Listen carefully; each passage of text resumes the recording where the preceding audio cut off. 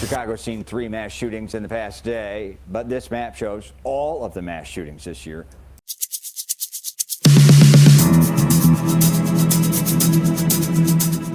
I get Google alerts in my email on a daily basis. And basically those Google alerts are a variety of different topics that help me come up with content so I can serve y'all better. And one of those topics that I get is mass shootings or are mass shootings. And I just noticed the inordinate number of emails that I've received over the last few weeks. And I was even shocked that many of these news outlets were even using that term, to be honest with you. I was pretty shocked by that, especially in cities like Chicago, Houston, Philadelphia, LA, Atlanta. So I'm going to share some content with y'all, as always. And feel free to comment down below in the chat or in the comment section and share your thoughts. Chicago is probably the one that pops in our head first. I think some of this information might be a little shocking to y'all, but let me know what you think. Chicago's seen 3 mass shootings in the past day, but this map shows all of the mass shootings this year. 35 of them. The red dots you see indicate someone died. Okay, I think that's worth rewinding. This is I think this report came out on the 22nd. On the 22nd alone in Chicago, there were 3 mass shootings. And the general definition that you get is that a mass shooting is when 4 or more people are shot. Now, there are a lot of different ways. Depending on which agency you speak to, whether it's a local police department or whether it's a federal agency like the FBI, some of the content, some of the information that you'll get it'll change around. But in general, the one that I typically try to go with is 4 or more people who were shot. It doesn't necessarily mean that anyone was killed, but 4 or more people that were shot in one incident. So in the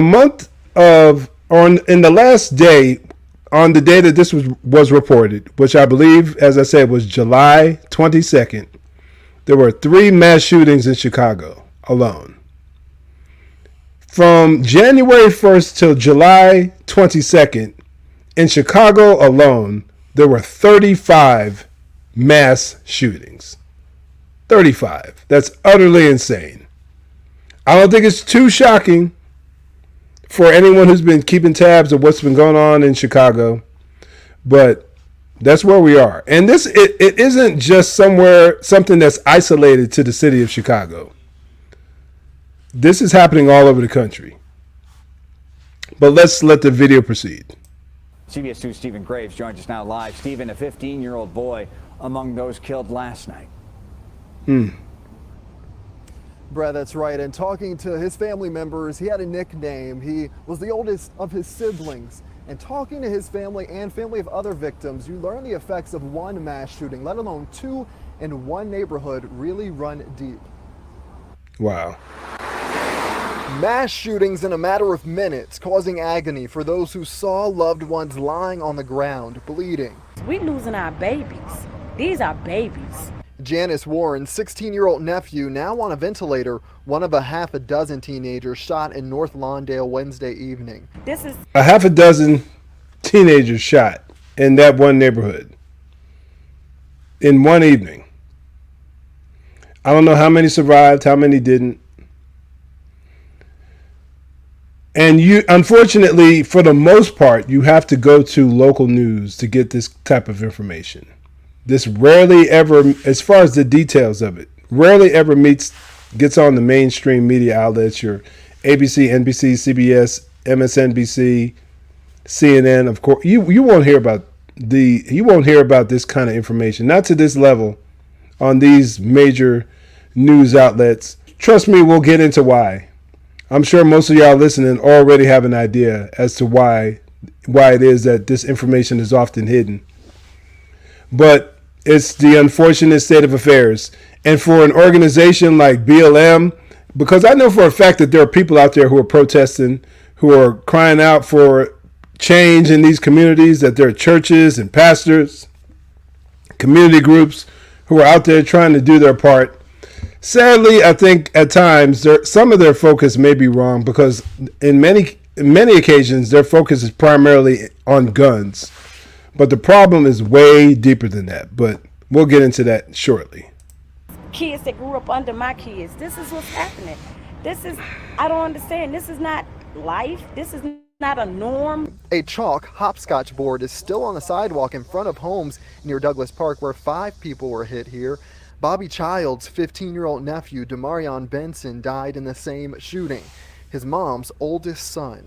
She's taking it very hard. Very, very, very hard. Little kids, they're not learning, they're not growing up, they're not getting old. Police say 5 more people were shot blocks from where Demarion was killed some minutes later. Officers believe a 14-year-old getting into a car with his father was hit on accident. And hours later in Lincoln Park, officers say gunmen targeted people in a party bus. 8 victims include a security guard and bus worker. A bystander was also hit. Detectives now investigating a possible link between these mass shootings in North Lawndale, where 2 played out with those young people. Even the young men who are doing the shooting, they're close friends of the guys that's laying on the ground. Loved ones are looking for solutions to curb violence. Oftentimes in situations like that, there's retaliation that takes place. Someone shoots someone's homeboy, someone's friend, a fellow gang member. The police come, they are seeking to do their investigation. Obviously, no one is willing to give any information. No one's willing to say what they saw for many reasons. One of those is out of fear because they understand that there will be repercussions if it is found out that you quote unquote snitched, that you told the police what you knew. And the other side of that is that a lot of times people want to take justice into their own hands and they want to handle it. So what you get is a never-ending cycle of violence that perpetuates, that travels through these communities, and things, unless there is a dramatic cultural transformation, and at the same time, the police are allowed to do their job, you'll see this just get worse and worse, sadly. It takes a village to raise a child, right? And so one of my things is putting the village together and appealing to our children. And our children need to see us stand as one. He stated a popular term that it takes a village to raise a child. Now, there may be, if you're talking about like a community and things like that, I get it. But I think oftentimes there's too much of an emphasis on that in our modern society at the expense of the family, at the expense of a solid mother and father in the home, raising their kids up in a just manner or righteous manner, and especially for me as a Christian man, in a way that honors God. Until we get back to those principles, those basic principles, man, these issues will only get worse.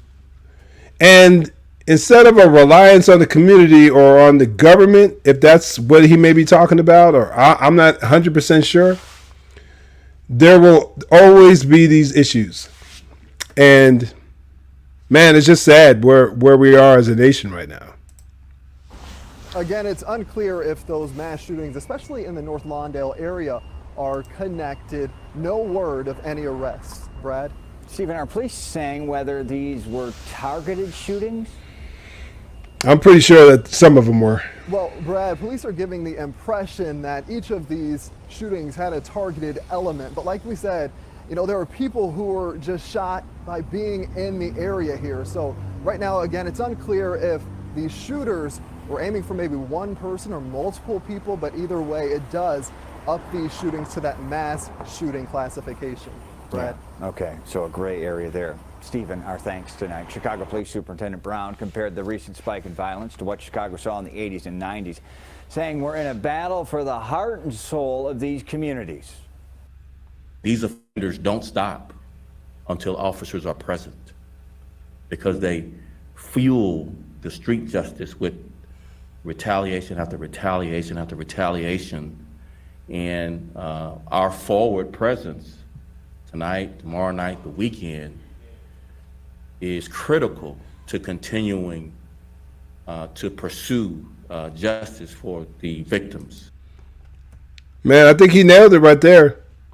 I think he nailed it when he referenced the necessity for law enforcement to be able to do their job. Because as long as their hands are tied, this won't get any better.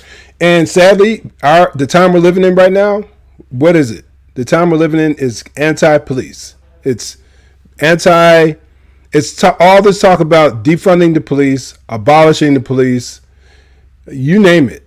That's the rhetoric that's going on. And yeah, I mean, a lot of people are learning the lesson. Well, some people, I should say. I can't say a lot. Some communities, some cities are learning the lesson that abolishing, defunding the police is a stupid idea. But many aren't. There's still many activists out there. Probably most of them who don't live in these communities that are ravaged by crime, who are still going out there and talking all this nonsense about defunding and abolishing the police. And the unfortunate victims, the ones who actually have to live there, they're the ones who have to put up with these idiotic policies. So you have mayors like, and I don't just want to pick on Chicago, but like Lori Lightfoot, who was one of the ones who is still pushing bills to reimagine, quote unquote, reimagine law enforcement, reimagine policing. I mean, it's just nuts. I mean, it truly is insane. And the sad part about it, many of these people will never have to face the consequences for their radical, insane ideas. They'll never have to face the consequences for it. And most likely they'll be reelected and continue on with their foolishness, because sadly some folks just don't learn.